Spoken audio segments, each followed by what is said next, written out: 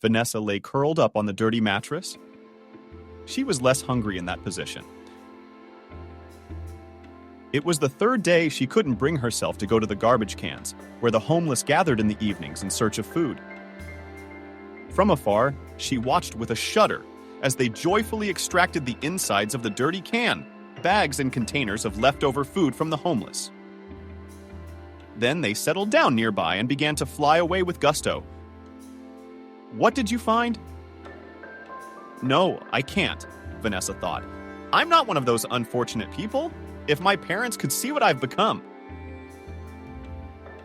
Hot tears burned her cheeks. She was tangled up in an old stretchy sweater that dangled on her like a hanger, but it saved her from the chill of the night.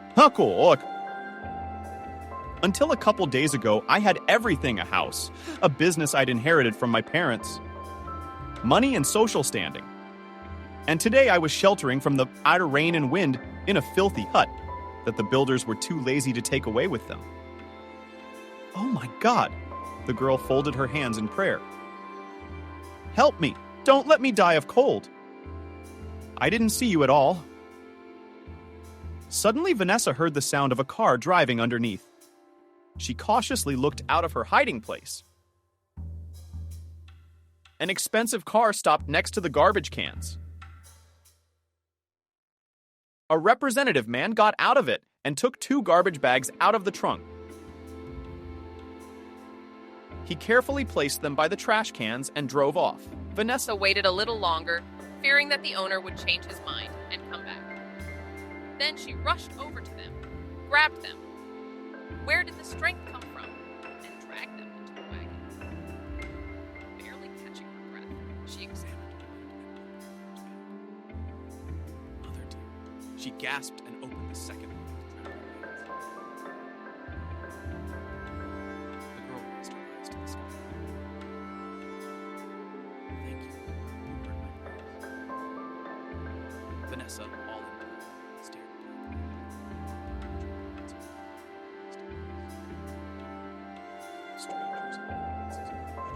offering their condolences. And she still couldn't believe her parents were gone. The family was the only daughter in the family, and the father managed to promote himself well and create a good business, which was to be inherited by his son. But unfortunately, the couple had only one daughter. The girl did not disappoint her father and became a worthy heiress. She received a good education. Just a few days ago, they were talking about all sorts of trifles, making plans for a vacation, but these plans were not destined to come true. A car accident took the lives of both of them. The woman was left alone. And if it were not for her husband, who all the time, while the funeral ceremony was going on, supported her in every possible way, she probably wouldn't have been able to bear it, would have fallen into despair. Let's go. Michael gently put his arm around her shoulders. Everyone's already gone. It's time to go home. Are you all friends? Yes, I am. As if waking up from a slumber, Vanessa said, Let's go home. I'm tired and I want to be alone. Thank you for being with me. Michael put his grief-stricken wife in the car and drove her home. He looked at her sympathetically in the rearview mirror, but said nothing, seeing that she didn't have time to talk right now. Half an hour later, they pulled up in front of the house. Michael helped the woman out of the car and opened the front door for her. Honey, you can't be so sad, the man said. You can't change anything. He carefully undressed her and took her into the living room. Think about yourself. You will have to learn to live without them. Vanessa sat at the living room table for a long time. In the center of the table was a photo of her smiling parents looking at her. Honey? Her husband called out to her, Stop sitting! You need to sleep. Who will feel better if you get sick? He came over to her, picked her up like a little girl in his arms, and carried her into the bedroom. Vanessa met Michael at a friend's birthday party. She noticed that a handsome young man kept his eyes on her all evening, not daring to approach her. Who is it? Asked the girl from the hostess of the evening. Did she like him? She laughed. This Michael is a very promising young man. He is, however, not our circle. His family is not rich, but he is very smart and courteous. I suggest you take a look at him. He would make the perfect husband. That night, Michael dared to approach Vanessa. May I ask you to dance? The young man bowed his head gallantly to the girl. She gave him her hand and accepted the invitation. I see you are alone here. And where is your companion? Alas, there was no one worthy. Vanessa smiled playfully at her partner. Who would I like to share tonight with? If I had at least one chance out of 1,000 to accompany you tonight, I would never let you get bored. Such a beautiful girl simply can't stay alone for long. Vanessa laughed. She liked the man's attention. The blatant flattery was naive and ingenuous, but not repulsive. My name is Michael, he introduced himself. And you, Vanessa? I couldn't resist asking the name of the girl I liked. Your friends. He watched her eyes carefully, and when he noticed the smile on her lips, he smiled back. The sadness has finally gone from your gray eyes. You move well? You used to dance? A girl from a wealthy family has all sorts of schools art. Music, dance of course, knowledge of foreign languages, and a good education. Father dreamed of an heir, and I was born. Your husband will be lucky, Michael said dreamily. Oh, it's rare to meet smart women nowadays. The music ended, and the young people did not leave each other's side. The young man suggested a wall walk in the garden. The evening was quiet. They hid in the arbor from prying eyes. Maybe I wouldn't want to know so much, but I have to live up to my status. You have to go into business someday. Does my dad remind me of that on a regular basis? No, exclaimed the young man jokingly. Next to you, there will be a real man who will take on his shoulders all the worries about you. Didn't I tell you that I can predict the future? Entourage raised his eyes to the sky. I see that soon you will fall in love with a blue-eyed, black-haired tall man, well-built, without bad habits. The character described is remarkably similar to you. Vanessa accepted the flower, unbeknownst to her. Appearing in the arms of her new acquaintance, the young man pressed her hands to his chest. Can you hear my heart beating? You've won me over from the first moment. I don't want to part with you. He brought her hands to his lips. That evening, Michael walked Vanessa home.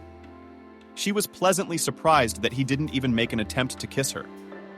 The girl was bewitched by him.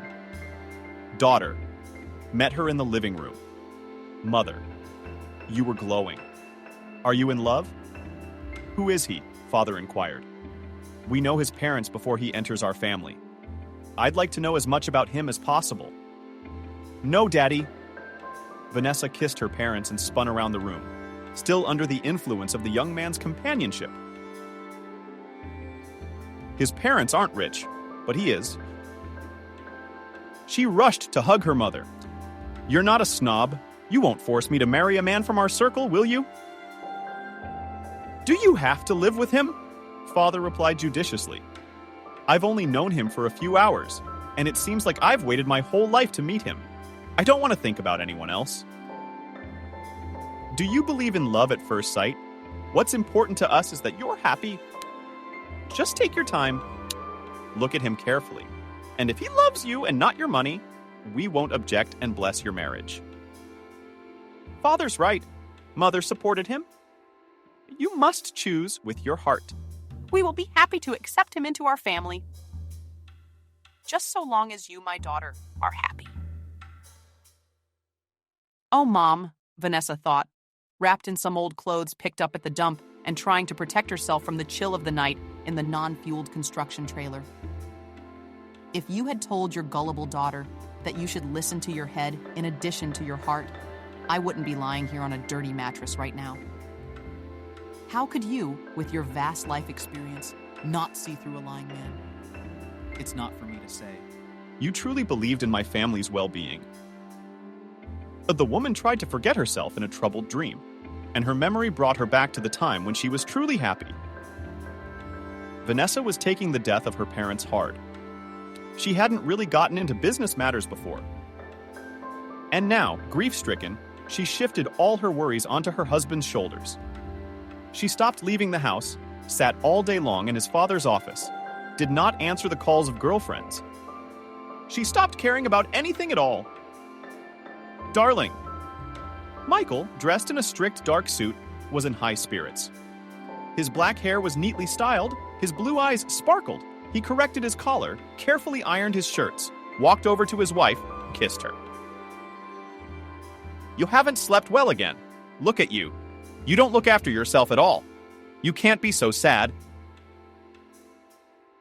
It's been 6 months and you can't come to terms with the death of your parents. Who's better off with nothing but tears from morning till night at the firm? But pull yourself together. Life doesn't stand still.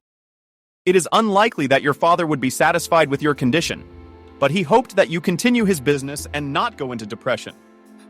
Michael. Vanessa raised her tear-filled eyes to her husband. I want her to hand over the management of the firm to you. I don't know anything about it anyway. You were in charge of everything under your father.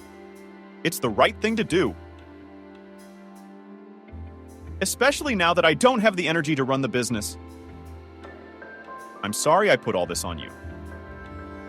Oh, but your father, the man objected.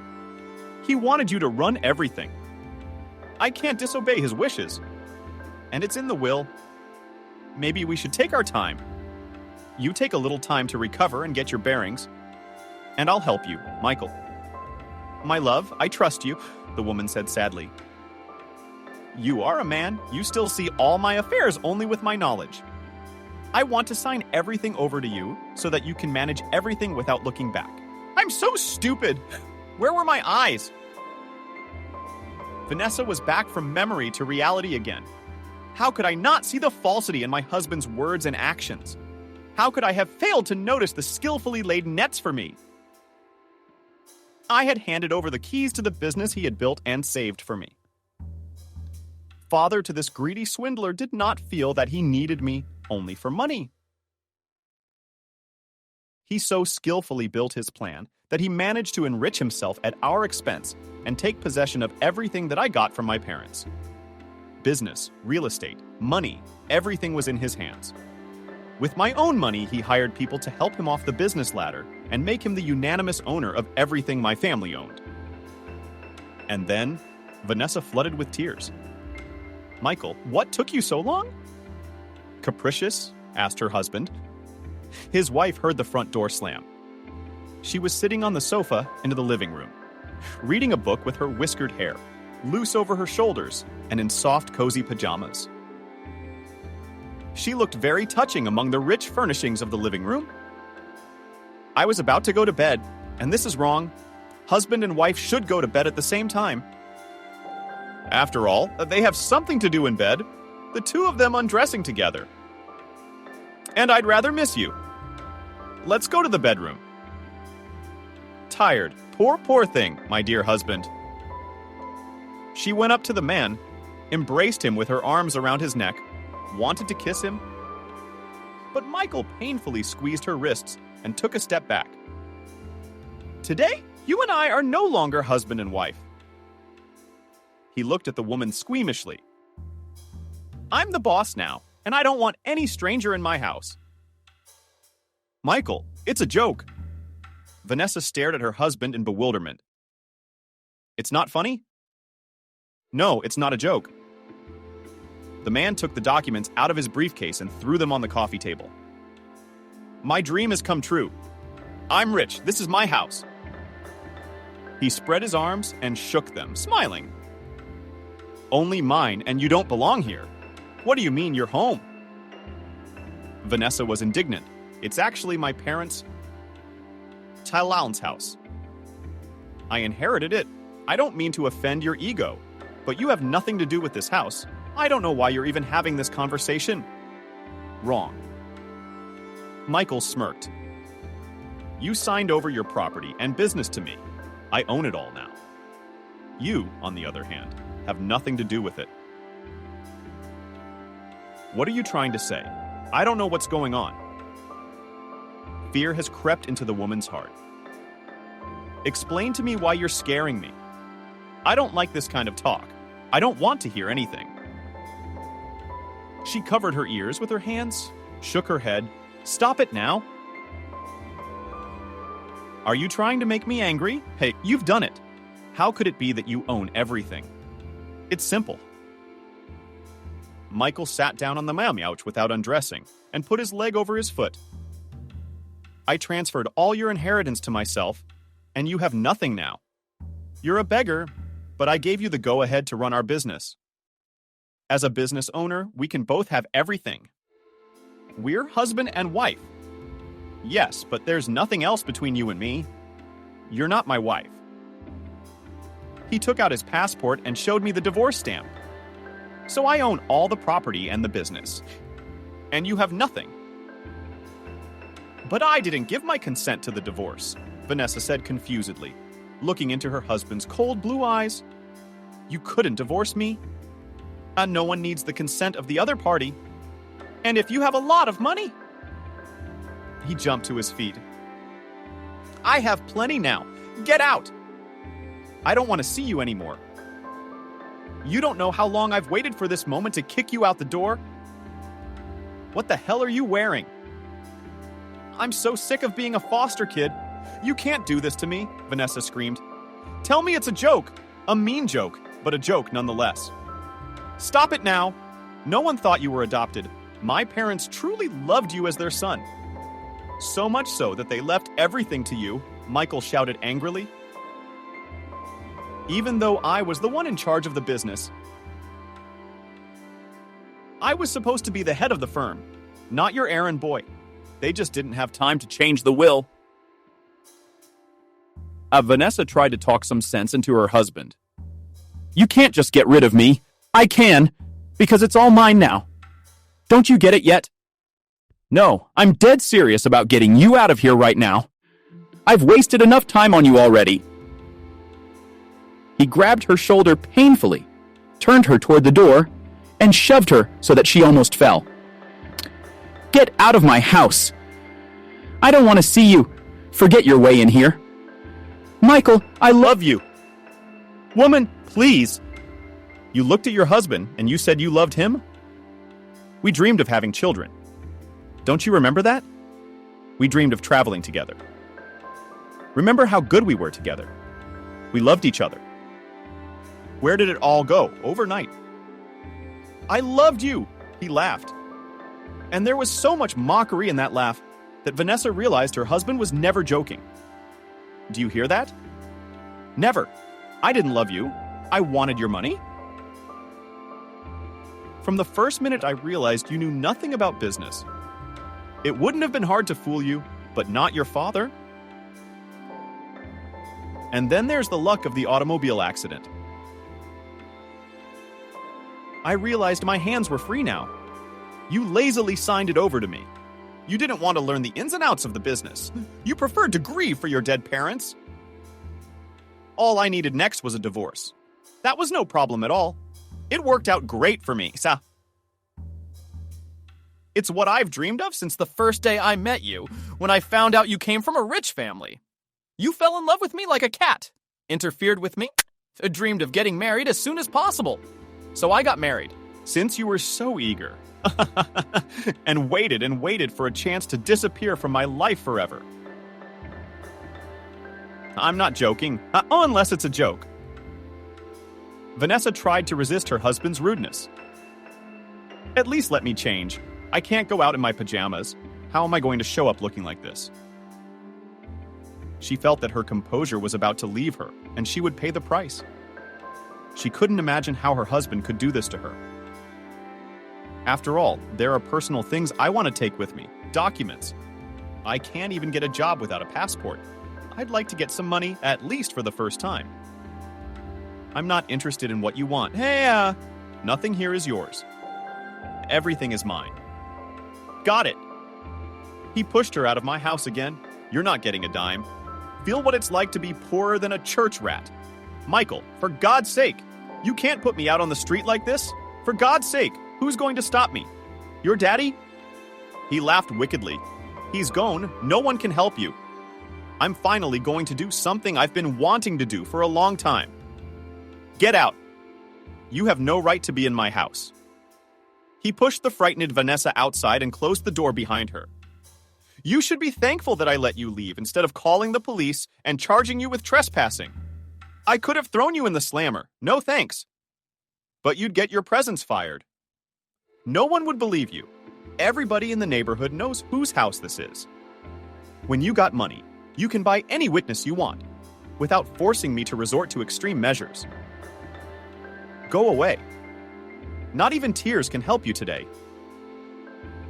The woman stood on the doorstep of the house her father had built, dreaming of living in a big family. What has happened to us? She thought. Why did Michael do such a mean thing to me and take advantage of my helplessness? How come I gave my heart to the wrong man? How stupid I am. She was feeding herself. Vanessa found herself walking down a dark alley. Flooding with tears, I will not be able to get my father's business back and prove that Michael is a fraud and took advantage of the situation. After all, I myself willingly signed the documents and gave up what I had. Even a police report will not be accepted because I have no passport. What to do? Who should I look to for protection?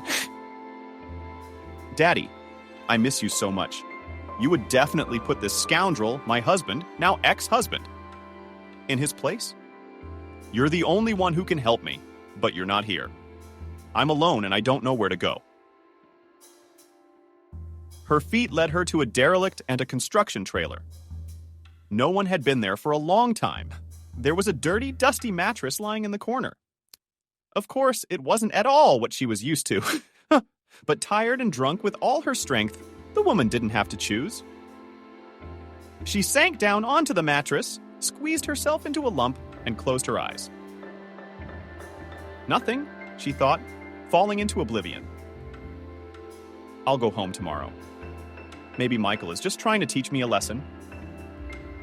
I don't know why, though. I'll stay here for now. It's morning in the morning. Nerves were taut as a string. Vanessa couldn't sleep for a long time, but finally tiredness took its toll. Vanessa was awakened by the morning chill. Fall was approaching, so pajamas weren't the most appropriate clothing. The woman stood up by her ears from her uncomfortable leg position and walked towards the house. She, glancing around every now and then to make sure she didn't run into anyone she knew. Vanessa was embarrassed to be walking around in her pajamas. She hoped her husband had come to his senses overnight and would at least give her a chance to pick up her things. She rang the bell. The door immediately swung open. It was as if Michael had been expecting her arrival. What's to shut you out in the doorway? Her husband looked contemptuously at Vanessa. And then, the woman shifted from foot to foot from nicht the told. Her voice shook. The sharp wind pierced through to the very bones. The silk pajamas didn't keep her warm. It chilled. Well, that's enough fighting. I don't know what you were trying to prove to me, but let's get it over with. Let me go inside and get my things. No way! This is my house. Everything in it is mine. It's not your stuff. Go back where you came from. Did you really think I'd change my mind overnight? Were you wrong? We have nothing to talk about. Why do you want to do all this? My family has never done anything to hurt you. On the contrary, your father tried to teach you everything. I don't understand what happened. Don't you have any sympathy for me? I'm not going to claim anything, but at least let me dress like a human being. I'm ashamed to be seen in public like this. Matvey, go to the garbage dump. There's plenty of suitable things there for people like you. He openly mocked his ex-wife. Then he angrily threw her away from my house and never came here again. Otherwise, he called the police. Go away. You won't get anything. He shoved Vanessa and closed the door. The woman, swallowing her tears, walked back to the carriage house. There, at least, she could take shelter from the wind. She huddled in a corner again, pulled her legs under her and fell silent, trying to keep warm. Her stomach churned with hunger. We have to wait until dark, she thought. I can't just walk around town in my pajamas. The first patrol car would pick me up, and I'd have no ID. Maybe I should really look at the clothes. People often leave unwanted clothes by the trash cans. It's embarrassing, yes, but it's the only way, or I risk freezing to death. I have no other choice. And if I decided to find out the reason for her husband's strange behavior, she kept telling herself. As darkness fell, the woman got out of her hiding place and approached the garbage cans. A few bags were lying to the side, in which Vanessa found clothes. It was shabby, oversized, but still better than pajamas. Some old sneakers were also found, taking some of the stuff with her. The woman shot the police mattress in bags, as noticed with the edge of her eye half a loaf of bread lying on top. Mountains of garbage. Hunger made her stomach stick to her back. No, thought Vanessa, shuddering. I won't be able to take this bread for anything. Tomorrow I'll go to a friend. She'll definitely help.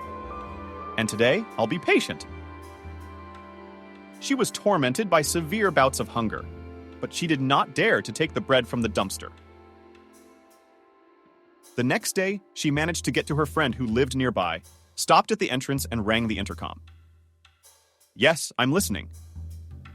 She heard her friend's sleepy voice. Wendy, the woman said worriedly. It's Vanessa. Let me in. I need to talk to you. Vanessa, the woman exclaimed in surprise. What happened? Why are you wearing such a strange outfit? The woman saw bewilderment and contempt in her eyes. That's what I wanted to talk to you about. Please open the door. I'm not comfortable standing outside. It's cold. What do you want me to do? You see, hurry up, Vanessa spoke. Michael and I had a fight. He won't let me in the house. And what do you want from me? I don't have any money. You know I live on my father's allowance. Why don't you lend me your stuff and some money? I just haven't eaten since yesterday. Didn't he even leave you a card? No, he threw me outside in my pajamas. That's how the girl stopped talking. I'm sorry. Suddenly, Wendy spoke in a haughty tone. I'm not running an almshouse here. I don't give to beggars. I don't want people around me to rumor about me, as if I were talking to homeless people. I can't let you into my house like this. I'm sorry, I don't have time to talk to you. I'm in a hurry to get to the beauty parlor. I have an appointment tonight. To hear you complain about your husband, I don't feel like it. I didn't come to you in my vest. Don't come to me again. She hung up. And Wendy, we're friends. Vanessa tried to shout at her, but the answer was silence. How could it be? The woman was upset, crushed. We'd been friends for years. I'd helped her out so many times, and now that I need help, she just cut me out of her life. What am I gonna do? Vanessa thought. Turning around, the woman happened to see the sign for the police station. That's where I need to go. She rejoiced. This place will definitely help. She opened the door with determination. Hey, heat! A young sergeant at the entrance called out to her. Where are you going? Why do you allow yourself to insult me? The woman was indignant. You don't know anything about me. There's no need to know anything. Get out of here. A little bit of hubris, but I don't drink. I need help. We know you, huh? The sergeant was laughing. Not enough for a bottle. So I don't serve in the morning. I need documents. My husband took them from me. And you have a husband? Go to him. Don't hang around here. How dare you talk to me like that? I need help. Who do I turn to? Listen. The young man looked threateningly at the annoying female visitors. Get the hell out of here. Before I put you on 15 days probation. Take care of your own family business. She's going to be writing a statement. How smart is she? You got enough to deal with without you. Go on. He scratched himself squeamishly, took Vanessa under the elbow, and led her to the exit. All the rooms. You're disgusting to touch, so get out of here without forcing me to use force. The sergeant pushed her out into the street. God, she prayed to herself, help me to live. No one wants to help me. Even the police won't give me justice, but I'll never give up. You just help me. Teach me where to go from here. So, erasing thoughts in her head, Vanessa walked back to the carriage on the street. She seemed to have seen some crates put up for delivery in the store next to the trash cans. The woman hesitantly walked over, looking around, and saw containers of salads, bread, some other food. Forgetting her pride, she grabbed what she could and returned to the carriage. Vanessa greedily ate the bronze food and thanked the store employees that the food was quite bearable. The smell was not fresh. But the woman didn't care. She was disgusted to realize that she had stooped to eating from the garbage. But the shame was drowned out by a great desire not to starve to death and to punish the offender. I'll do anything to see justice done. Eating the food, Vanessa swore to herself. Suddenly she heard the noise of a car engine. The woman cautiously peeked out of her hiding place. An expensive foreign car stopped near the garbage bins. The driver got out, put 2 garbage bags by the bins, returned to the car, and immediately disappeared from the eyes of the astonished Vanessa. She, not thinking long, rushed to the trash cans, knowing that it was impossible to delay. There would be a lot of people who wanted such a tidbit. She picked up the bags. Where did I get the strength from? Dragged them out of the wagon. After a little breathing, opened it and was amazed. Both bags were filled with things that could turn a gray mouse into a queen. Oh my God! Exclaimed Vanessa. Hands to heaven. You have heard my prayers. You sent me to the help of the man who gave me such a precious gift. She was going through the contents of the packages. I can't believe my eyes, the woman exulted. And cosmetics, and everything necessary for hygiene. Even a comb. She laughed. What's this? Vanessa picked up a velvet box, jewelry. Wow. No, I'm hiding them for now. In case that man comes to his senses and comes back for them. I don't want any trouble. Lord, fill the life of the man who gave me this treasure with grace. Now things are going to get better. Laughing, she tried on the dress. It fit her a little too well for an innovator, but she looked great in heels. Tomorrow I'll go and write an application about the loss of my passport. Let them refuse me. She plunged her fist into the darkness. That night, Vanessa slept like a dead woman. She was not hungry. She did not even feel cold from the excitement she had experienced. And in the morning, after she had cleaned herself up, she went to the passport office. No one even thought of chasing away a pretty, richly dressed young woman. Carefully arranged thick blonde hair and skillfully applied makeup left no doubt that the stranger was from high society. Stepping outside from the mental office, Vanessa set her face to the last warm rays of sunlight and lit up the succeeded. Breathing in the fresh, cool fall air, she walked into the thrift shop and handed over one of the chains. I'm not doing anything wrong, she thought, paying the state fees for her passport. I'll return the money to the owner if I have to. Do I need the passport to get a job? The woman went to the store, bought herself a bottle of kefir and a fresh, crispy bun. What a blessing. Eating proper food instead of rummaging through a garbage can. She enjoyed sending piece after piece into her mouth and savored every sip of kefir. She thought it was the most delicious thing she had ever eaten in her life. God bless the man who gave me a chance to start living again. I'll get my documents, rent a cheap room, and one day I'll deal with my ex-husband. When I come back, every penny will be taken away from the business he took over by fraud. And if I can't get it back, I'll make even more money and ruin Michael. and I won't feel sorry for him one bit. I'd rather destroy my father's business with my own hands than leave it in the hands of this unworthy man. Well, it's your own fault, the voice inside whispered. You entrusted him with the management of your father's business. It's nothing. She answered herself. There will be a holiday on my street, but I promise never to open my heart to any man again. Ethan sat in the meeting, listened to the customers' wishes, took notes, and waited for the moment of the deal. At times like this, he couldn't think of anything else. Even the phone, which did not silence during the day, could not distract his department.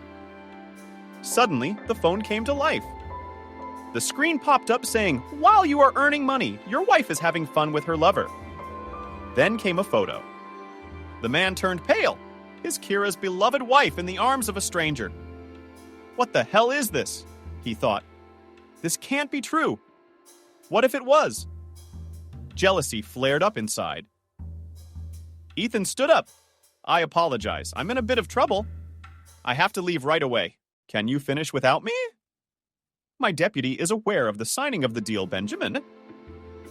He turned to the young man who was making the presentation. I know you can't see. I'll be back in a couple hours. Yeah, I'll take care of it, Ethan. Don't worry. I hope nothing serious happened. Benjamin looked anxiously at the chief. I don't know yet. Ethan apologized and sprinted out of the conference room. The man ran headlong into the parking lot. I have to make sure the photo is authentic, he thought, as he got behind the wheel. The car sped off. I want to look my buddy in the eye. I want to hear what she has to say for herself. It's time to set things straight. He glanced at the screen again, checking the address on the message. A few minutes later, Ethan pulled up in front of the hotel and turned off the engine. He sat for a few minutes, gathering his strength. Then he swung the door open and strode into the building. What if the messages and photos had been sent to sabotage a good deal? And everything I've seen is just Photoshop. Then I'll dig into the ground, but I'll find out who's benefiting from it. He'll be held accountable for trying to sully my wife's honorable name. Ethan clenched his fists, though. The photo looks too much like the truth. Okay, we'll figure it out, he decided, approaching the receptionist's desk. The girl, Ethan said with a smile on his lips. My wife has prepared a surprise for me and said that she would wait for me in the room of this hotel. He dictated his wife's details. A key. If you'd be so kind? Oh, the girl didn't even call the room to make sure whether they really wanted to see a new guest in the room and gave him the key. Would you like a bouquet of flowers in your room? The receptionist suggested. Thank you. My boss will fail me. Ethan lied, trembling with excitement. The girl shrugged her shoulders, but did not object. The man went swiftly up to the floor. He stood at the door, hesitating to open it. Finally, he gathered his courage and entered the room. The first person the man saw was the hapless lover. He, completely unashamed, was walking around in his underwear, holding a bottle of sparkling wine in his hand. Put the throat on from time to time. There was pleasant music playing and women laughing. Ethan looked up. William, how are you? Ethan strode into the room without answering. The lover was speechless. He tried to say something, but only opened his mouth soundlessly. And the trader's wife ran away. Nice hurriedly pulled a blanket over himself and said that it all means nothing. To me, it's not what you thought, but what I should have thought. It's all very clear. You didn't rent such a cheap room for a tea party, did you? Yes. Ethan clutched at his heart, trying to control the pain. Dear Kira. She threw the blanket, rolled off the bed, and rushed to her husband. Are you sick? Yes, I'm sick. Ethan slowly spoke out, pulled away from the mate, who, realizing that she was standing in front of her husband in a semi-transparent red Pioneer, immediately retreated, grabbed the bedspread. Not bad, because all this time I was like just Phil, led by the nose. He tried to calm his rapid breathing. "William!" He turned to the man still standing in his underpants and with the bottle in his hand. "You've been in our house. I trusted you. Not a single family holiday was without you. While I was away on business, you were assigned to look after my wife, and you took advantage of my absence and climbed into someone else's bed. And you're Kira." The deceived man turned to his wife. "You claimed William was your cousin. Was that a lie? What if Benz had nothing against him? He welcomed him into his home and made him feel welcome." "What do you mean, cousin? I'd love to punch you in your satisfied face." He took a swing at his wife's lover. He was frightened by the faucet. "But I won't get my hands dirty." "Go on!" William yelled. He never got dressed, still holding the bottle in his hand. "You'll be the only one who'll get hurt," the man said defiantly, recovering from his fright. He realized that Ethan had no intention of fighting him. "I'll make a big fuss about it. I know. That's why I'm not going to get my hands dirty. You can't solve anything with your fists anyway. And I don't want to do time for such a scumbag. It's one thing to defend the right cause or stand up for someone. But here, there's nothing to defend. No honor or conscience left in an unworthy wife. I'll make this easy. Oh. He grabbed Kira's purse, opened it, and took out her apartment keys. "I do not want to see you in my house." He turned to his wife. "Stay in what you came, to meet your lover." Ethan had already received a call from a woman. She, wrapped in a blanket, reached out to kiss her husband. "Don't be angry. It was a moment of weakness. Yes, I admit I'm trashy, but you're not home all the time. Do you want me to kick him out now? I'll never open the door to the house where you and I were happy again." The key word being happy. Ethan answered her harshly. "We're gone, just like there's nothing of yours in my house. Everything I bought with my money. You'll get nothing in the divorce. You made your own choice." "I won't interrupt, lovers." The man grinned bitterly and headed for the door. "Ethan, can't you leave me? You said you loved me." Realizing that her husband was serious, Kira exclaimed, "I'll die without you, without my money." "You mean?" The man looked away. "It's not my concern anymore. Let William provide you with a comfortable existence." William turned mockingly to his lover. "She loves expensive salons and clothes from the latest European collections." "Thank you. You don't even realize what a favor you've done me alone. My friends." He slammed the door, stood in the corridor, coming to his senses. Behind the ostensible mocking part, there was despair. It was so heavy on his soul that he wanted to howl. Barely stopping his feet, Ethan returned to the hotel lobby, returned the room keys to the receptionist, and headed home. The girl looked at him carefully, but did not dare to ask him anything. She felt that the visitor was in no condition to answer questions. The man did not remember how he got into the car, how he got to his apartment. He came to his senses only when he tried to insert the key into the keyhole of his apartment door with shaking hands. He entered without turning on the light, and without undressing, threw himself on the bed. He beat his fists on the soft bed until he was exhausted. Soon, he fell asleep. I lay there for a long time, trying to realize what had happened. I've been deceived by the woman I loved so dearly, thought he, who had opened his soul. She betrayed me, spit on my feelings, and I trusted her, my wife, for whom I would do anything. She fooled me for so long. Did she ever love me? Or was it all for the money?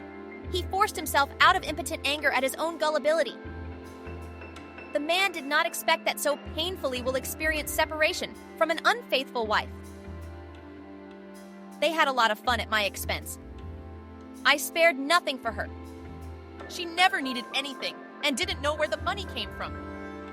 I worked like a hard laborer to make sure my beloved had everything she wanted, repaid with blackened gratitude. Ethan rolled over onto his back and lay with his arms spread, staring aimlessly. A dark, agonizing emptiness had settled over his heart, which had recently been filled with love. He closed his eyes. Immediately, his imagination painted the terrified face of his wife. When she realized the deception had been revealed, and then the insistent ringing of the doorbell. Ethan did not move from his seat. He didn't want to see anyone. Then there was a drumming at the door, and he heard Kira's voice. Reluctantly, he got up, walked out into the hallway. "Ethan." "In," quizzed his wife. "Open the door, please. I know you're home. Let me explain. Don't be silent, I'm begging you. This is like kindergarten, for God's sake. We're adults. I don't want the neighbors to hear us. Let me into the apartment." "Go away," Ethan replied sharply. "We have nothing to talk about." "Ethan," there were tears in the woman's voice. We were good together. I was crazy. I'm sorry. I'm a weak woman. I couldn't resist William's charms. "I admit it. But I wasn't going to break up with him. Trust me, but it won't be so cruel. It doesn't suit you. I'll do whatever you want, but I'm sorry. Do you want me to get on my knees for you? I know you love me. I'm sorry, I don't want to interfere with your happiness." The man said tearfully, "And yes, it's embarrassing in front of the neighbors. Go away. However, yours is already the whole entrance here's. Sofa gossipers will have an excuse to wash our bonus. Don't you dare come back.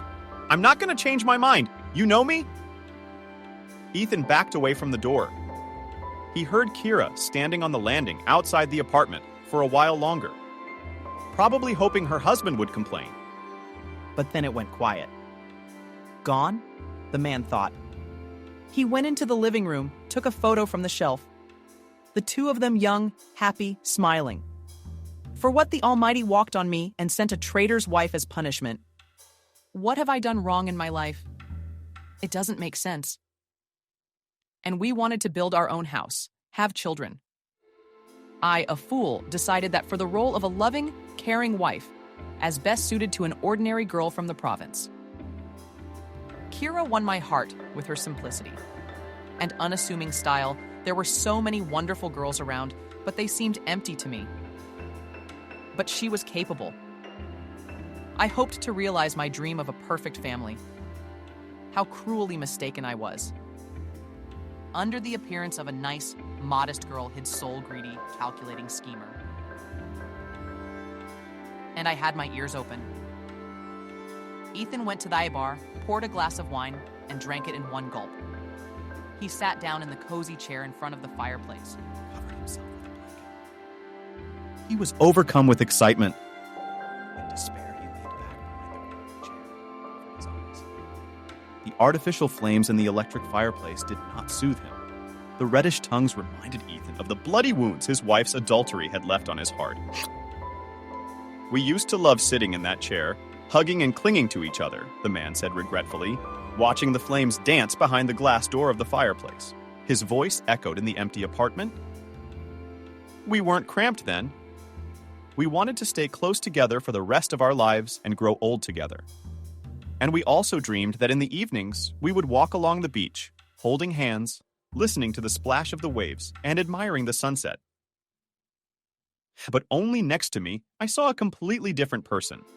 Not this trash, who traded me for a left lover. She had derailed my whole life, destroyed my faith in good, tender feelings." He closed his eyes again. The first time he'd met Kira came to mind. Ethan had stopped for a bite to eat at his favorite cafe. He was a regular here, so the table where he usually had breakfast was always free. The man settled down in his usual place and looked around while waiting for the waiter. A girl caught his attention. She tried to hide an unruly strand of thick black hair that lay in waves on her shoulders, behind her ear with impatient gestures. The stranger was crying. She was sobbing, howling like a small child, sighing convulsively. Did the narrow shoulders shudder? She had no time to wipe away the large tears rolling from her eyes, and they fell on her dress, leaving a wet trail. Ethan smiled. A picture like that would not leave anyone indifferent. He waved to the waiter, pointing to the table where the stranger was sitting. He stood up, walked over to her, and sat down across from her, without asking permission. Hello! My heart bleeds when I see a girl crying. He smiled broadly, trying to draw attention to himself. There's something I can do to help. He whispered something in the waiter's ear, and he looked at his vis-a-vis with interest. The girl looked at him, reddened with tears, wiping her already swollen nose with a paper napkin. It was so touching that the man's heart trembled. It struck Ethan that the stranger wore no makeup. She didn't need it, though. Dark, long, fluffy eyelashes framed expressive brown eyes. Her eyebrows were graceful, arched to the envy of any beauty. He definitely liked her.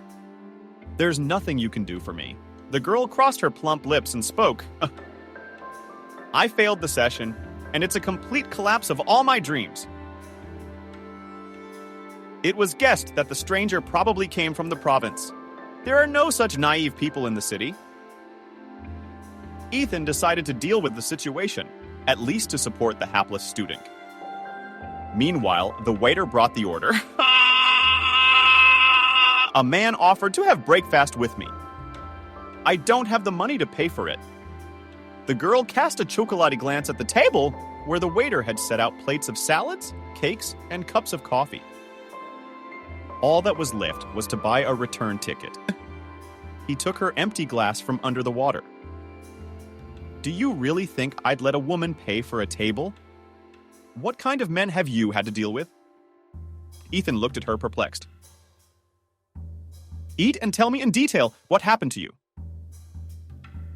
My name is Ethan, by the way. What's yours? I'm Kira. The girl blushed embarrassedly. The usual story, she exclaimed again. I couldn't pass the session, so I'll have to take a leave of absence.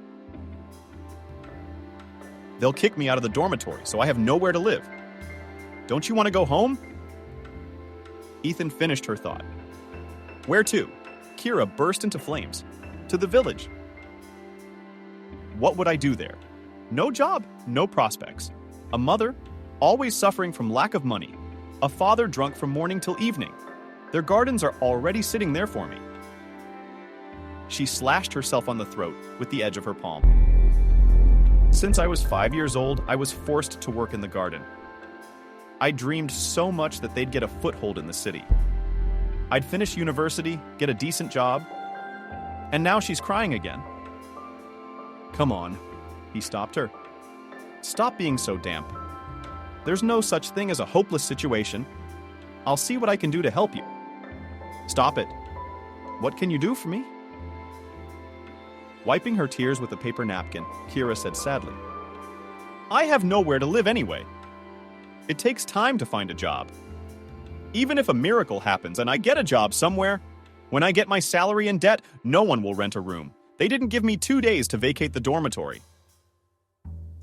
You could stay with me temporarily, Ethan suggested, unexpectedly to himself. What was his hurry? Afraid the girl would say no. I live alone in a 4-room apartment. I only come home to sleep. We don't even have to see each other. No, shook his head at his new acquaintance. I can't. It's indecent. If you're afraid I'll hit on you. He smiled, noticing how the stranger blushed. Then you can be perfectly safe here. I don't throw myself at a girl if she doesn't want me to. Especially all the bedrooms are locked from the inside with a key. Noticing the doubt in Kira's eyes, he gave the last, in his opinion, the most convincing argument. I will not charge you for accommodation, but you will cook and clean the apartment for me in return? And I'll think about a job. Is it a deal? You're very kind to me, but I don't take no for an answer, Ethan said firmly. He glanced at his watch, in a hurry. Look, I don't have much time. Let me take you to the apartment, show you around, and give you the key.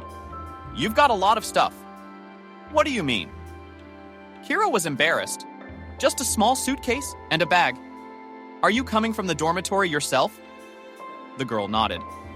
That's great. Let's go. He returned to the apartment, showed the room, gave the keys, and left, leaving the new acquaintance in confusion. In the evening, Ethan had a clean apartment and a sumptuous dinner. "Oh, I didn't mistake you," the man said cheerfully, having returned from work in the evening and looking at the set table with amazement. "It looks appetizing. Where did you learn to cook like this?" He took a bottle of wine from the bar and filled the glasses. "It's all Mom's." Kira's eyes shone with joy. She couldn't believe her luck, because in the morning she thought with longing that she would have to return home.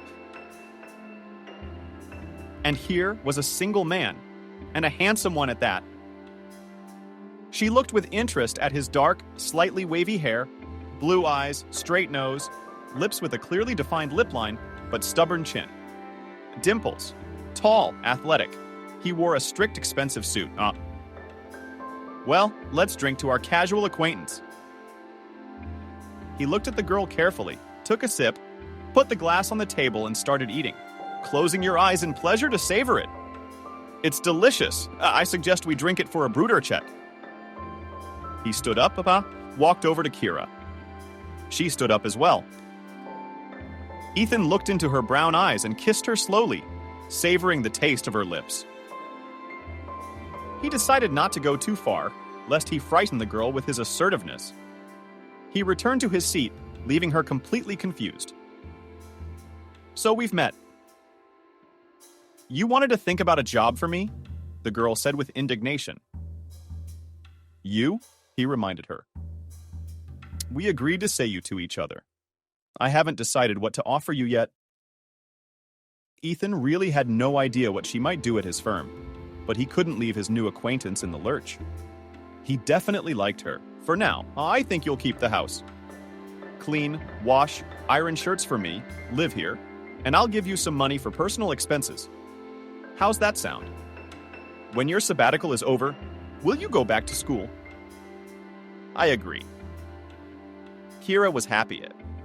The prospect of living with a rich, handsome man beckoned. She didn't have to do much. The job was familiar. Secretly, she hoped to win Ethan's heart. Her feminine instincts told her he wouldn't mind reciprocating.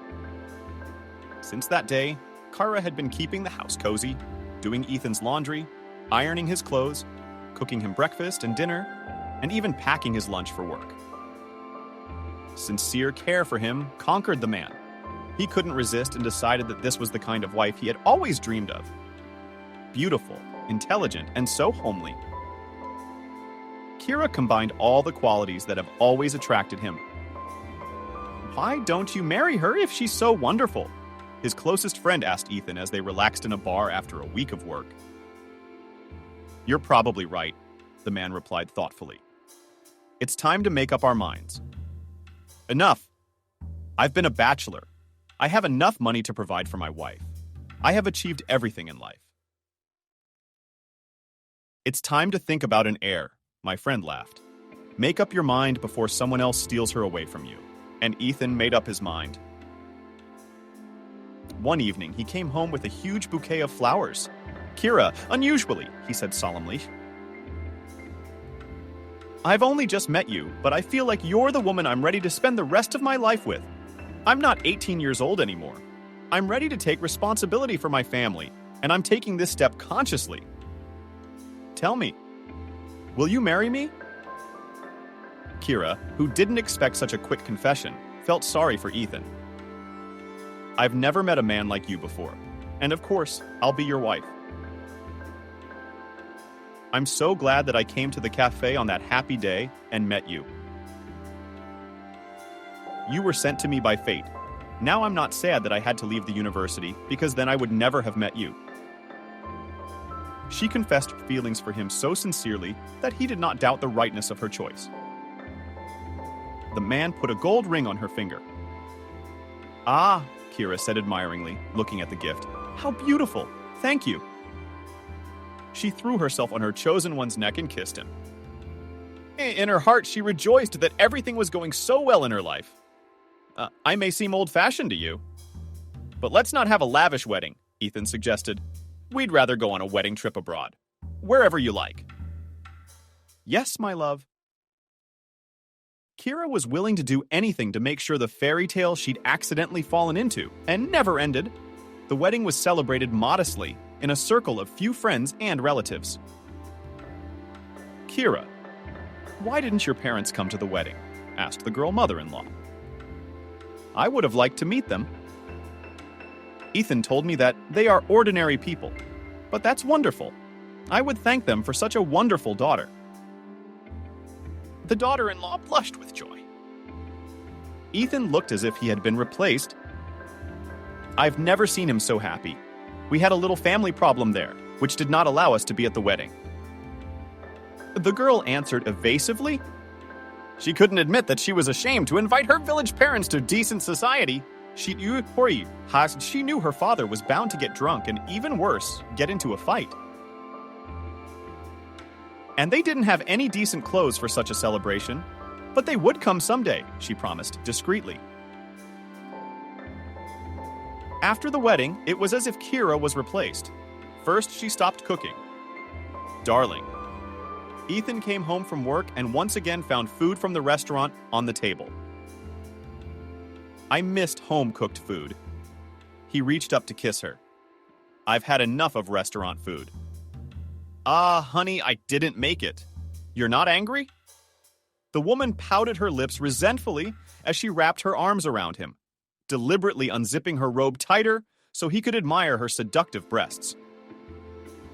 I had to go to the beauty parlor. You want your wife to be beautiful, don't you? Or do you feel sorry for the money I spend on myself? You're already beautiful. The happy husband smiled condescendingly. And you know very well that I don't spare anything for you.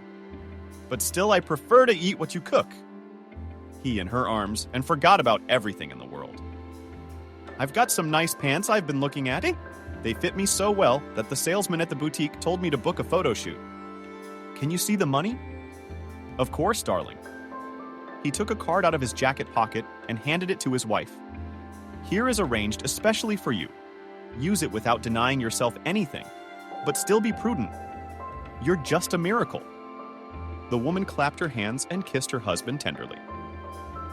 By the way, Ethan remembered, the bill from the cleaning company came. Are we using their services? Yes, I'm the one who ordered them, Kira admitted. I'm sorry about the manicure I got recently. I don't want the skin on my hands to become wrinkled and decrepit by the time I'm old. Why I go to beauty salons, attend various spa treatments, all in order to look attractive. I even signed up for yoga. You've been working out, and I'm still working out. I don't want to turn into an old lady. I'm staying in shape, all for you. Those cleaning girls cleaned the apartment in half an hour, and I'd have to spend all day on it. These are for me. Ethan took his wife in his arms and carried her into the bedroom. You're the most beautiful thing I've ever seen. You can do whatever you want. If you want to, I've got enough money for all your whims.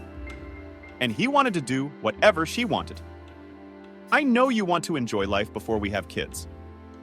Then you won't have time for that. I don't want to limit you, but I think it's time to think about an heir. What do you think? Darling, whispered Kira, and forgetting from the caresses of her husband. I'm so happy.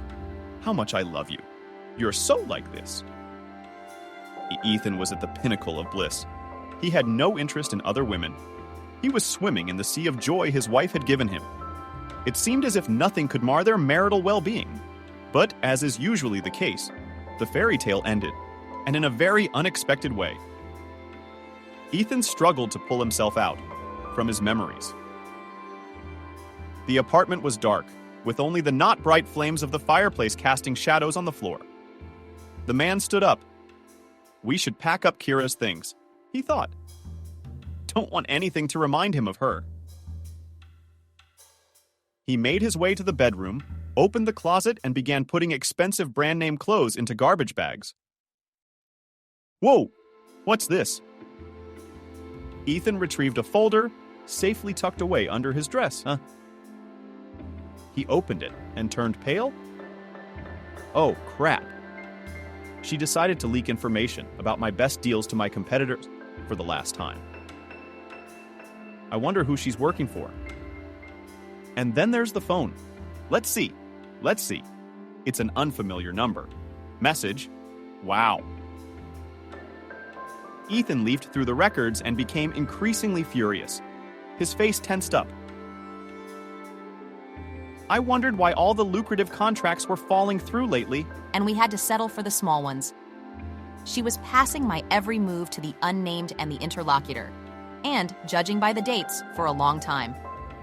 Now everything was falling into place. The competitors knew what I wanted to offer, put forward more favorable conditions, and did not just tear up contracts. They were using my firm's work. What a bitch. That's all I needed. I dragged her out of the provinces, spared no expense, and she couldn't get enough. Barely restraining himself, the man angrily threw the last dresses torn off the hanger into the bag. He got dressed, picked up the bags, and went outside. Without hesitation, he loaded them into the car and took them to the dumpster. That's right, putting the bags next to the bins, the man said. Someone will need these expensive clothes. And in my house, so that the spirit of them was not. Rubbing his hands together in satisfaction, Ethan got behind the wheel. That's it. My dear wife, he said to his reflection in the rearview mirror. Now it's just a matter of getting you out of my heart. It won't be easy, but I can do it. Back at home, Ethan put the file in his briefcase. And I'll deal with you, strange gentleman, tomorrow. It's time to dot the I's and cross the T's. I'll turn the paperwork over to the police. I'll have them file a fraud case. I'm not going to let this go. If he takes Kira, I won't help him. Let him get what's coming to him. It's been a month. Ethan gradually came to his senses. After the breakup with his wife, filed for divorce and focused on business. Things in the firm were getting better, which was encouraging. Ethan, the office door opened and the secretary appeared. Girl, there's a girl came to interview for the position of a lawyer to invite? Yes, call her in. Ethan put aside his business and got ready to meet the next applicant. A pretty young woman appeared on the doorstep. Her gray eyes showed uncertainty and fear. But that's understandable, because she doesn't know if I'll hire her or not. Ethan thought, scrutinizing her from head to toe. Something about her appearance made him uneasy. The stranger submitted a resume. On her ring finger, the man noticed a ring very similar to the one he had given his ex-wife. No way! Ethan shook his head, shaking off the obsession. It wasn't exclusive, though.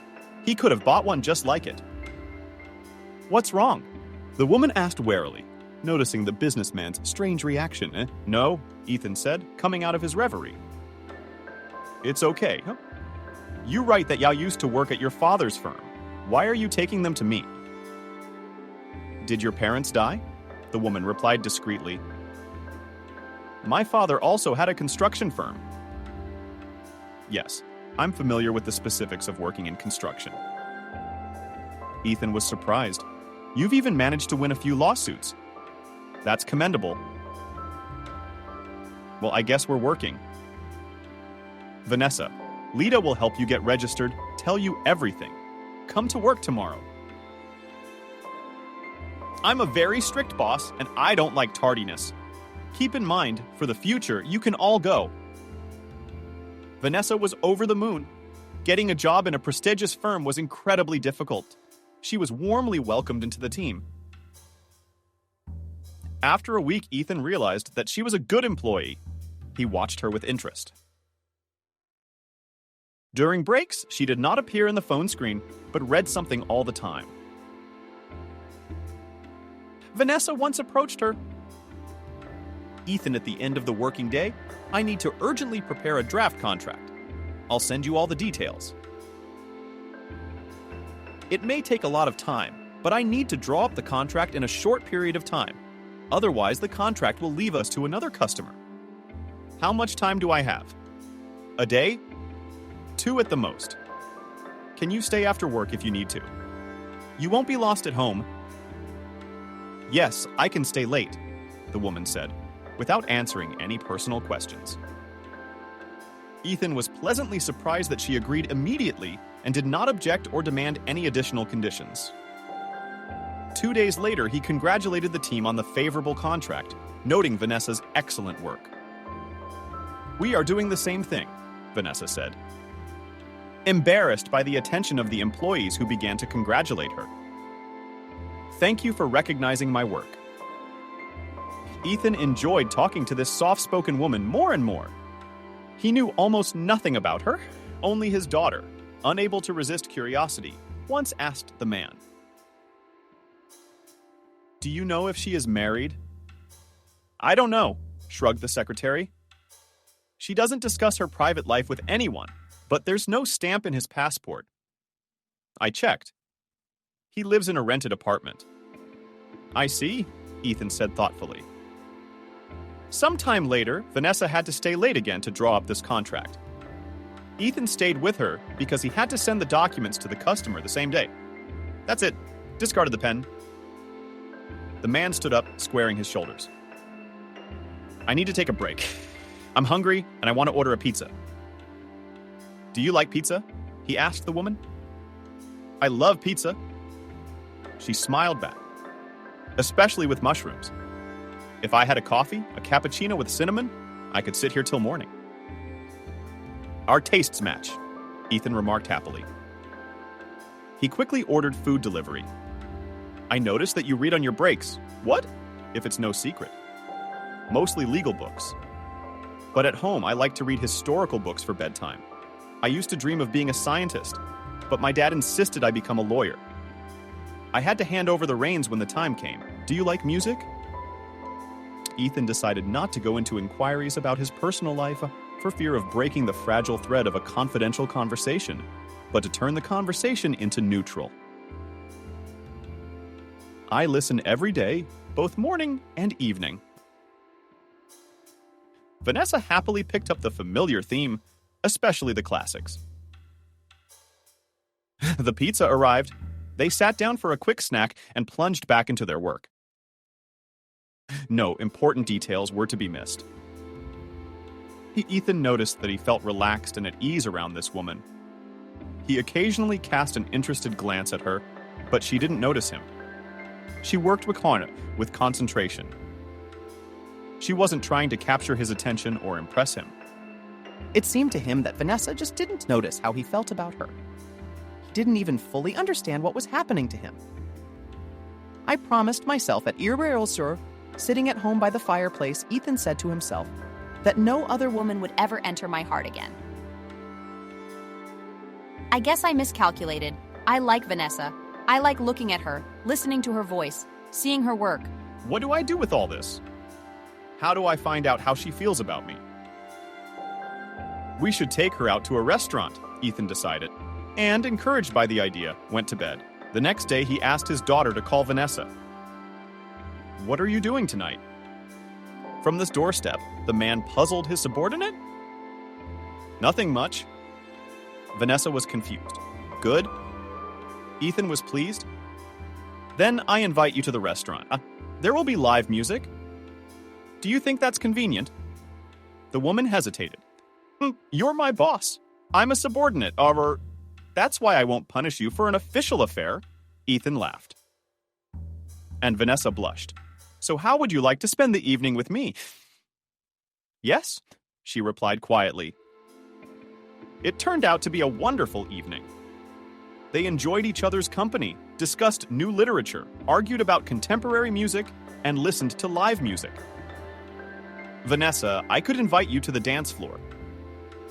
Ethan stood up and held out his hand. Vanessa didn't refuse. They moved to the beat of the music.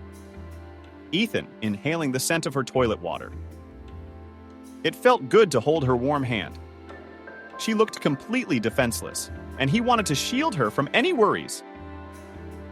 Ethan walked Vanessa home. She hadn't invited him to her place. I didn't ask.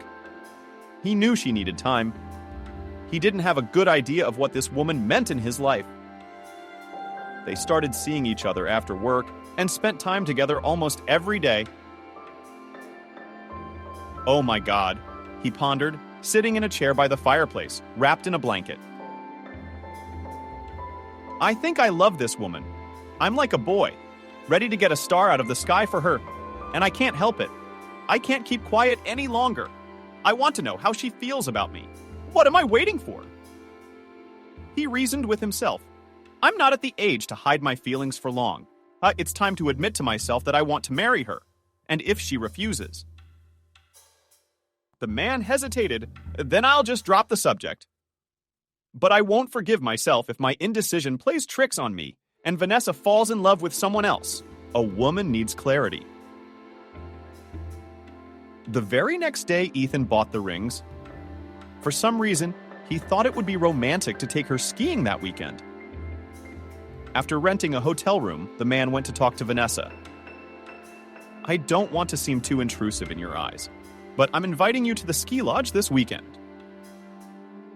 He laughed when he saw the confusion in Vanessa's eyes. Of course, I should have asked you if you like skiing before I booked your hotel room. I love skiing, the woman replied. It was just too sudden an offer. Ethan could hardly wait for the weekend. The weather was perfect. A light drizzle, a pinch on the cheeks. But the young people didn't notice it. They were having a good time next to the cats. They met at a restaurant. Thanks for getting me out here. Roseneft. In the fresh air, Vanessa was like a gambling girl. Her eyes sparkled and the smile never left her pretty face. Ethan admired her. Vanessa, he was worried. Not sure how to start the conversation. Damn it, I've completely lost the ability to compliment women. The man was silent for a moment, searching for words. Then he suddenly blurted out, Vanessa, marry me.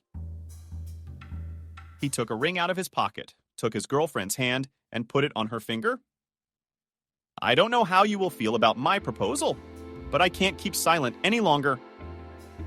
All my days and nights, I think only of you. I once swore to myself that no woman would ever touch my heart again. I had a difficult divorce. He suddenly found Vanessa crying, trying to hurry up and say everything Ethan was thinking. Didn't notice the state the woman was in. What's the matter with you? Did I offend you? He asked worriedly. It's not about you, Vanessa shook her head. It's about me. I can't accept your offer. But why not? Ethan shouted so loudly that the customers at the neighboring tables started looking around. You don't like me? If you refuse me, I understand. I have the most serious, pure intention. I'm not going to do anything bad to you. Yeah. I'm not who you think I am. I have nothing behind me. You're not likely to like a woman who, not so long ago, was scavenging through garbage dumps and living in a construction worker's trailer, hiding from the police. Vanessa was afraid to look at Ethan, afraid to read the contempt in his eyes. But she couldn't stay silent any longer. She liked him, so she didn't want to mislead him. I'm a beggar. Everything I'm wearing I found in a dumpster. Some man left garbage bags of women's clothes and jewelry, so I sold some of the jewelry. The proceeds helped me to get my life back on track. If I met a man who made me feel like a woman again, I would kiss him. This stranger had saved me from certain doom. Vanessa forced herself to look up at Ethan and saw that he was smiling. She stared at him in amazement, not sure what was going on. I was wondering where you got my ex-wife's ring. Didn't go crazy when I saw it on you. And that's the dress I bought for her in Milan. It all makes sense now. Can you kiss your savior? The man laughed. He's in front of you. Vanessa gasped. This can't be happening. Yes, it can. Yes, it can. I guessed long ago that you were the owner of my ex-wife's things, but I didn't ask. I was dying to know. You know what? Ethan raised his glass. I'd like a drink. I'd love to know how you ended up on the street, but I'm even more eager to hear the answer to my proposal. Before we do that, let's use the first name. I have the right to demand it. You will agree. He smiled again. In the invited light of the restaurant, Vanessa looked even more charming than usual, embarrassed by his confession. She expected Ethan to immediately get up and leave for good, but instead, the man continued the interrupted conversation and as if nothing had happened. The woman didn't know how to behave. Vanessa, will you marry me? After everything you've heard about me. Are you still proposing marriage? Of course. I've learned to be a good judge of character. I know you're the kind of person I'd like to spend the rest of my days with. I don't care if they're rich or poor. I love you just the way you are. As for money, I have plenty. What do you say? Ethan, expectant, looked at Vanessa. I agree, she whispered. Thank you. The man rejoiced, grabbed her hand, kissed it. He looked into the gray eyes of his chosen one and saw in them an answering fire of desire. He felt their hearts beating in unison. I was afraid you would refuse me. After my wife cheated on me, I stopped trusting women. But you're different. That day, throwing my past away, I didn't even realize that my heartfelt impulse would save someone's life. You must have secretly laughed at me when you first found me wearing my wife's clothes. No, really? Ethan exclaimed fervently. I had no intention of laughing at you. On the contrary, I saw it as a sign of fate. Who knows if you and I would have met under different circumstances? He was silent, realizing that it is hard for you to talk about it, but I still want to know how it happened that you lost your father's business. Was he a rich man? Yes. Vanessa withdrew the memories she had been trying to forget for so long. Once again, tears came to her eyes. I've upset you. I'm sorry. Ethan looked anxiously at the woman. He squeezed her hands, trying to be supportive. If it's hard for you, don't say anything. No. Vanessa S. waved back tears traitorously. You don't have to tell me about it. I've been alone for so long, I can't believe anyone's interested. My story. You're right. My father was rich. We had a house, a well-established business. It all came crashing down when my parents died in a car accident. My husband took advantage of my weakness and took everything. He threw me out on the street, left me with nothing but my pajamas. That's how I was faced with the choice of either dying or forgetting my pride and wearing other people's clothes to survive. Bastard! Ethan threw. A deafening rage rose in him toward the stranger. Nothing could be done. Maybe there could be. Vanessa grinned. But who would listen to the nonsense? A homeless person? I didn't even have a passport. He bought frontmen. Everything's thought out to the last detail. I couldn't handle him and prove fraud because I gave him the rights to run the business. So I decided to get a good job, eventually open my own firm and ruin his business. I have to avenge his betrayal. He betrayed not even my gullibility, but the memory of my parents. There's no forgiveness for that. You know what? Ethan said thoughtfully. We've both been betrayed by people we love. My wife cheated on me with another man whom I thought was almost a relative. But I'm not going to take revenge. She's already been punished, but I'll help you get justice. But that will be tomorrow. He looked at the woman slyly. Now I can't wait to be alone with you. They went back to the room. This night was the first, the most memorable and romantic. Ethan had pre-ordered champagne, fruit and flowers. Everything was already ready for their arrival. Even the candles were burning. Thank you, Vanessa whispered in her lover's ear, snuggling into his arms. I didn't expect to be happy ever again. I didn't expect fate to give me such a regal gift either. Kissing her tenderly, Ethan spoke. I can't wait any longer.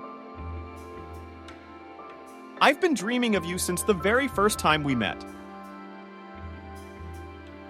Let's not waste another minute. I want to hold you in my arms and not let you go anywhere.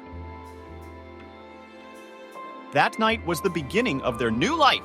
They returned to the city completely different. After stopping the car in front of Vanessa's house, Ethan said, I don't want to break up with you. Come to my place. I will. I just need to get my things together. You're waiting for me? Just the papers and the essentials. I won't let you wear my ex-wife's clothes anymore. They remind me too much of her. I'm happy to update my closet. The woman smiled, kissed him in gratitude. I'll be back soon, she promised, and disappeared through the entryway door. On Monday, they came to work as if nothing had happened, but the employees immediately noticed the change. Everyone was curious, but no one dared to gossip. Ethan himself gathered the staff in the conference room and announced, "Friends, I want to share some important news with you. Vanessa and I have decided to get married." Everyone present laughed, applauded, and rushed to congratulate the young people. "I'm so happy for Ethan." Vigorously shook Vanessa's hand, Foxy. "We were afraid he'd do something to himself after breaking up with his wife. He was very worried about her cheating."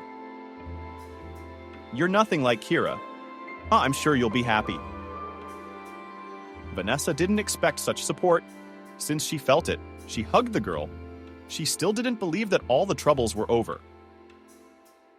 Ethan invited everyone to the table. Champagne appeared from somewhere. Light hors d'oeuvres. "When's the wedding?" someone asked. "The wedding's already set. We decided not to make it a big celebration. We'll celebrate modestly. Friends eat, drink, but don't forget about work. I'll leave you to it." He approached his fiancée. "Darling, I have to go. I have some business to attend to. I'll be right there." He kissed her on the cheek and left. Alone in his office, Ethan called the head of security. "Liam, I have a favor to ask of you. I need you to dig up some material on this man." He handed the man a photo of Vanessa's ex-husband and a folder of documents. "Find out everything you can. How did he manage to take his wife's property without her consent? Then turn it over to the police?" "No, I'll get all the materials first. Then we'll decide what to do with him. Try not to take too long to resolve the matter." A few days later, the head of security came to Ethan with a report. The man's got a knack for getting rich at his wife's expense. Only he didn't expect to have to deal with real investigators. Thought he intimidated the woman, and that was the end of it. If she'd wanted to, she'd have had him out in no time.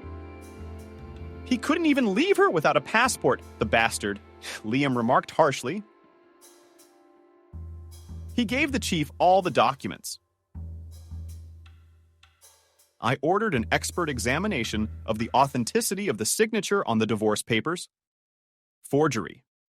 They found the will that Vanessa's father left. The documents she signed were very cleverly worded. But we found some clues there too. It's all recoverable with a good lawyer." "Are we going to go to trial?" "No," Ethan said. "We'll deal with him ourselves. We'll go to his place first, but we'll just have to get the papers in Vanessa's name." The next day they went to Michael's house, having made an appointment. The unsuspecting man opened the door. He was wearing a homemade suit that looked very much like pajamas. Ethan strode through the house. "What did you want to discuss with me?" "Is it about business?" Michael asked. "Yes, business and this house." "What does that mean?" "I'm not selling the house, and I'm not going to buy it from you." The conspirator winked, smiled at the unexpected guest. The landlord felt uneasy. "Explain to me what you want from me. I thought you had a business proposition." Yes, that's right." Ethos, without waiting for an invitation, sat down on the sofa in the living room and put the documents on the table. "I want you to look at these." He nonchalantly pushed the papers towards the confused man. "What are these?" Mikkel ran his eyes over one sheet, then a second. The man saw the expression on his face gradually change. What do you want from me?" "Nothing in particular." Ethan answered calmly. "I want you to sign these documents and leave the house immediately." "You can't do that to me," screamed a frightened Michael. "I'm sure Vanessa said those same words to you. But you showed her no pity and just threw her out on the street. I have chosen to be merciful out of respect for my future wife. I offer you the choice of street or prison. And who is your future wife? Trembling with fear of the inevitability of punishment, the man asked. Vanessa, your ex-wife whom you betrayed. Enough with the lyrics. Ethan resolutely got up from the couch, held out a pen to Michael, seeing, or I'll call the police. But you'll give me time to pull myself together. The hands of a man who had recently been confident of his impunity were shaking. He couldn't get a handle on the pen. Finally, he signed and handed the documents to Ethan. No, he replied stiffly. You will leave this house immediately, and neither I nor my wife will hear from you again. But Mikhail tried to object. I beg you. Still looking at the men, Liam immediately moved at him. He was frightened to get out. You think you're going to get away with this? Don't you know what I'm capable of and what connections I have? The former landlord shook his fist threateningly. I don't think anyone will want to do business with you. Ethan laughed. All your partners know how you got into business. Well, that's it. The man rubbed his hands together as the front door slammed shut. Vengeance had come upon the traitor. Vanessa is a man. He did not tell the details of the unmasking not to lead. He handed over the documents right at the wedding. The woman was pleased with the unexpected gift, but after a little thought, said with sadness in her voice, I do not want to live in a house where my ex-husband was in charge. Ethan gladly fulfilled the wish of his beloved wife and organized the sale of the house. After the wedding, they went on a vacation, which they were looking forward to. They wanted to be alone and rest from all the vicissitudes. Soon, it became clear that Vanessa is expecting her first child. Then the happy husband announced that he would build the house of his dreams, in which they would finally find peace and family happiness.